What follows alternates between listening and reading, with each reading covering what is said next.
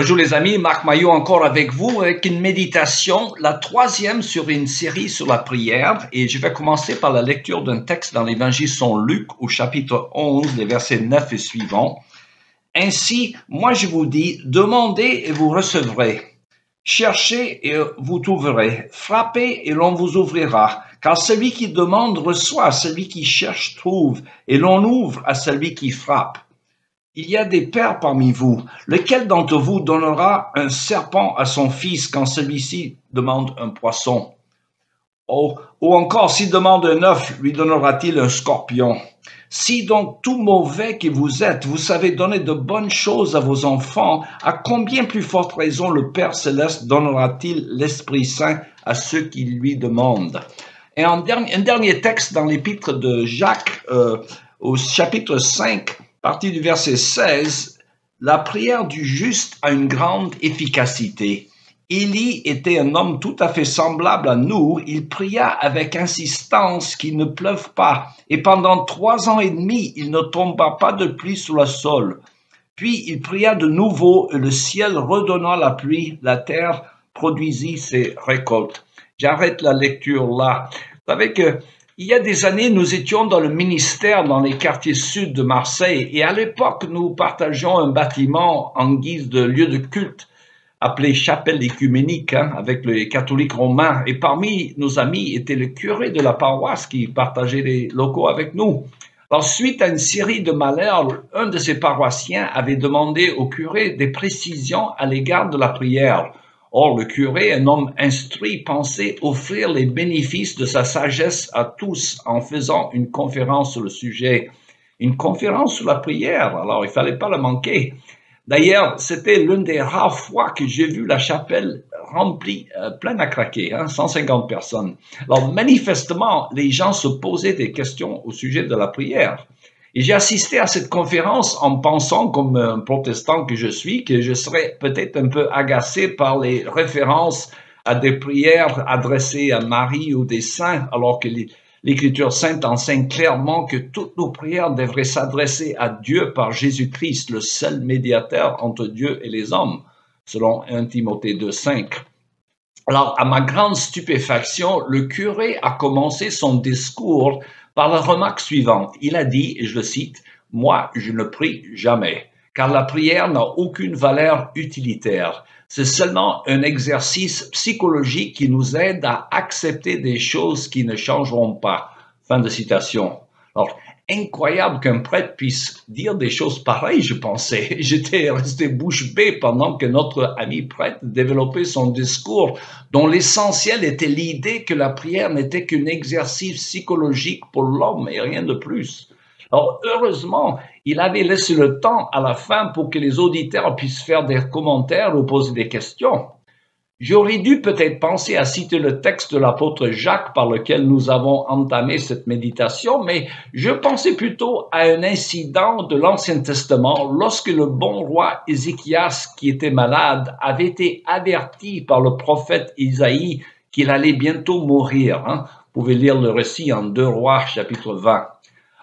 Alors Ézéchias se mit à implorer Dieu qui répondit par la bouche du même prophète Isaïe, et je le cite, « J'ai entendu tes prières et j'ai vu tes larmes.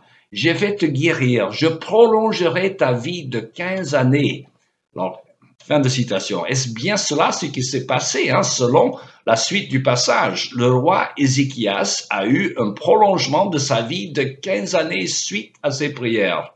Je partageais cela avec les auditeurs de la conférence, dont le curé. 15 ans de prolongement de vie, disais-je. Ce n'est pas mal pour un phénomène qui n'aurait aucune valeur utilitaire.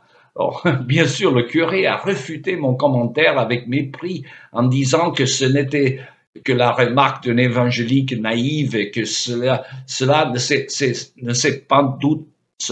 sans doute pas passé comme le texte le disait. Alors, mes amis, la Bible est claire quant à l'efficacité des prières. D'ailleurs, Jésus lui-même nous exhorte à prier Dieu qui sait donner de bonnes choses à ses enfants, encore plus que nous, méchants que nous sommes. Nous savons donner quand même des bonnes choses à nos enfants, selon le texte de l'Évangile selon Luc que nous avons lu. La foi chrétienne, mes amis, n'est pas le déisme, mais le théisme.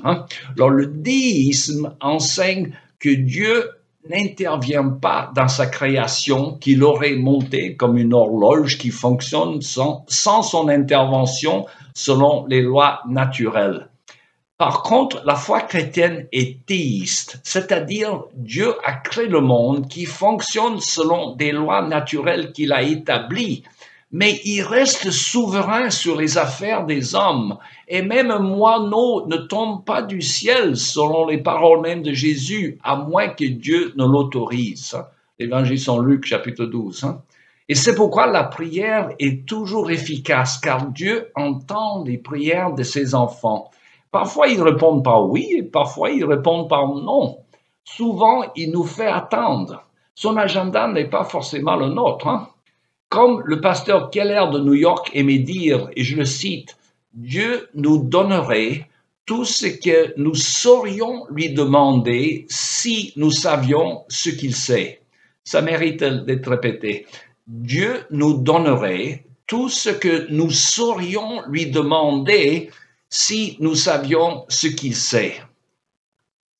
Il faut retenir ces paroles. Mais nous ne devons pas nous lasser de prier notre Seigneur Jésus qui saura nous exaucer quand nous demandons des choses selon sa volonté et son plan parfait pour nous. Il y a des prières auxquelles il répond rapidement, d'autres plus lentement.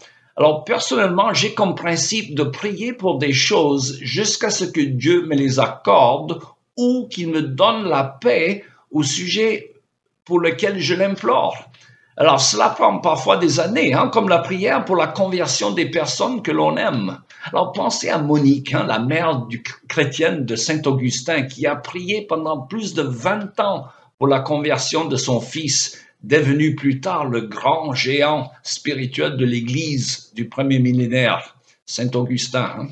Mais nous avons la promesse et l'ordre du Seigneur Jésus-Christ de ne pas abandonner la prière. Et pour montrer qu'il était nécessaire de prier constamment sans jamais se décourager, Jésus raconta à ses disciples la parabole du juge unique. Vous pouvez le lire en Luc chapitre 18. Il ne faut pas se lasser de prier. Rappelons-nous que le but de la prière est la communion avec Dieu. Il sait mieux que nous ce qu'il nous faut, ce qui contribue à notre bien-être suprême. Mais cela est pas toujours ce que nous désirons nous-mêmes. Et d'ailleurs, le Seigneur Jésus lui-même nous a donné le grand exemple lorsque, avant son arrestation et sa crucifixion, il a demandé au Père de lui enlever la coupe de la crucifixion par laquelle il devrait passer pour assurer le salut des siens. Il avait conclu sa prière en disant, et je le cite, « Toutefois, non pas ma volonté, mais que ta volonté soit faite. » Fin de citation. Heureusement, Dieu ne lui avait pas enlevé la coupe. Il y allait de notre salut. Alors, je vous rappelle une dernière fois, donc en guise d'encouragement, les paroles citées tout à l'heure. Dieu nous donnerait tout ce que nous saurions lui demander si nous savions ce qu'il sait. Alors, je vous souhaite une bonne journée et à la prochaine.